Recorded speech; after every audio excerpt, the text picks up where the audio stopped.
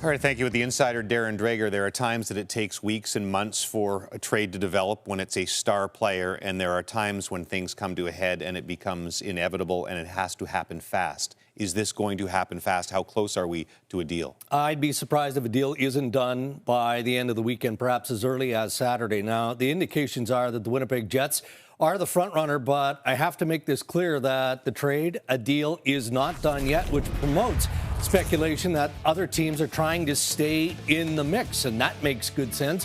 Why wouldn't you if you're Marc Bergevin of the Montreal Canadiens or Bob Murray of the Anaheim Ducks, as an example?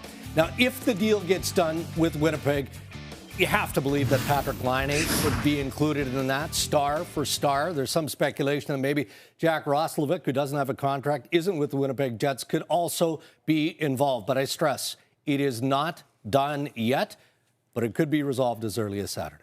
And Torts was adamant that it didn't come down to that one shift. And that's fair because he wanted out, Dubois wanted out, and there had been moments, and this was building and building. But is it fair to say that that moment where Dubois gave very little effort and then he was glued to the bench, that was the breaking point and there was no going back on either side? It expedited the process, and no doubt about that. And the player is probably thankful for that because keep in mind, before he signed his extension in Columbus, Pierre-Luc Dubois did formally request a trade from the Blue Jackets. Now, Columbus is going through their sluggish start.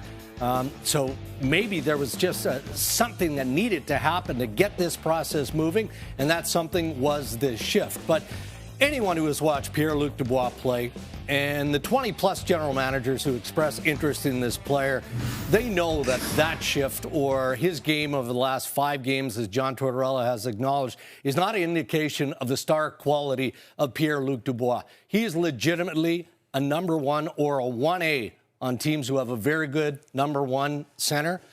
So that did not push off the interest in any way, shape, or form. It's become, sadly for the folks in Columbus, a familiar story of star players leaving there. But I credit to the organization that they've always seemed to bounce back better than many expected. We'll see what happens over the next 24 hours or perhaps less on Pierre-Luc Dubois.